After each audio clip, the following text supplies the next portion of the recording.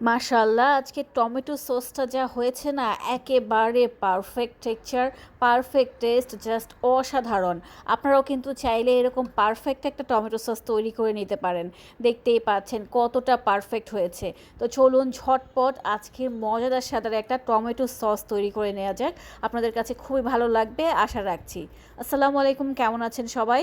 তো tomato sauce তৈরির জন্য সবার প্রথমেই আমাদের যেটা লাগবে সেটা হচ্ছে টমেটো। তো এখানে আমি প্রায় 2.5 কেজি পরিমাণ টমেটো নিয়ে নিয়েছি।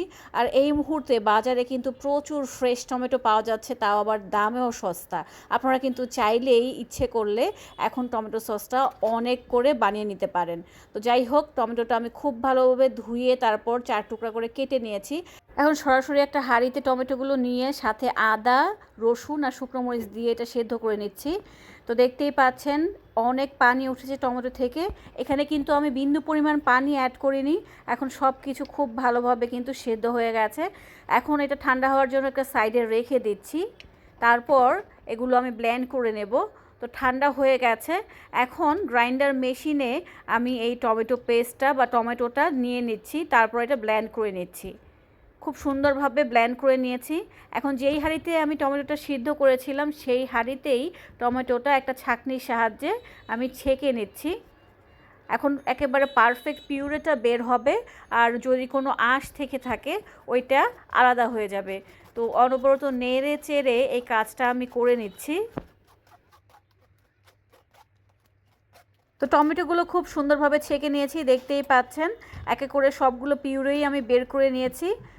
এখন এখানে আমি দিয়ে দিচ্ছি চিনি 1/2 কাপ পরিমাণ, সেই সাথে এখানে অ্যাড করে দিচ্ছি লবণ 1/2 চা চামচ, এটা স্বাদ অনুযায়ী দিয়ে দিচ্ছি। বিট লবণ দিয়ে দিচ্ছি 1/2 চা চামচ, আর লাল মরিচের গুঁড়াটাও আমি এখানে 1/2 চা চামচ অ্যাড করে দিচ্ছি। আরও এখানে আমি অ্যাড করব ভিনেগার। তো ভিনেগার আমি 1/2 কাপ পরিমাণ নিয়ে নিয়েছি। সেই সাথে ভিনেগারের সাথে আমি অ্যাড করে দিচ্ছি কর্নফ্লাওয়ার। তো কর্নফ্লাওয়ার আমি 2 চা চামচ অ্যাড করে দিচ্ছি। যেহেতু আমি কোনো প্রকার পানি অ্যাড করব না, এজন্য ভিনেগারের সাথে কর্নফ্লাওয়ারটা ভালোভাবে গুলিয়ে নিচ্ছি। গোলানো হয়ে গেছে। এখন সেই টমেটো পিউরেতে এই কর্নফ্লাওয়ার মিক্সড ভিনেগারটা অ্যাড করে দিয়েছি। এখন সব কিছু মিক্সিং হয়ে গেছে, খুব ভালোভাবে মিলিয়ে নিয়েছি। এখন হাই আছে এটা কিছুক্ষণ জাল করে নিচ্ছি। তো ফিরে এলাম 5 মিনিট পর। তো এই 5 মিনিট কিন্তু আমি চুলা থেকে একেবারেই নড়িনি, মানে যতক্ষণ পর্যন্ত আপনার টমেটো সসটা তৈরি না হবে চুলার সামনে থেকে কিন্তু একেবারেই যাওয়া যাবে না। এতে করে নিচে লেগে যেতে পারে, তো একটা পোড়া পোড়া ফ্লেভার কিন্তু আসতে পারে। এজন্য চুলার সামনেই থেকে আপনাকে এই সসটা বানাতে হবে। তো ফিরে এলাম আরও 5 মিনিট পর। তো মিনিমাম আমার 10 থেকে 15 মিনিট টাইম লেগেছে এটা পারফেক্ট টেক্সচারে আনতে। তো সসটা তৈরি হয়েছে কি না এটা দেখার একটা টেকনিক দেখাচ্ছি।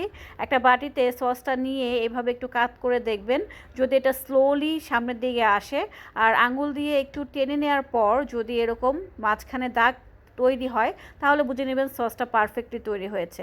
আমাদের সসটা রেডি, নামিয়ে নিয়েছি। দেখতেই পাচ্ছেন নামিয়ে নেওয়ার পরে মাশাআল্লাহ এর টেক্সচারটা কতটা সুন্দর এসেছে।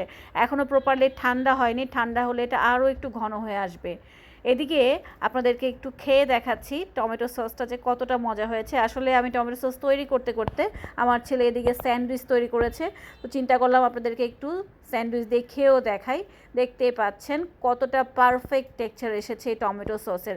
আলহামদুলিল্লাহ টেস্টের দিক থেকেও একেবারে পারফেক্ট একটা ব্যালেন্স এসেছে। এখন এই টমেটো সসগুলো আমি একটা জারে ঢেলে নিচ্ছি। তো আমি প্লাস্টিকের 2টা জার নিয়ে খুব ভালোভাবে ধুয়ে তারপর শুকিয়ে নিয়েছি। তারপর এখানে এই টমেটো সসটা আমি রেখে দিচ্ছি।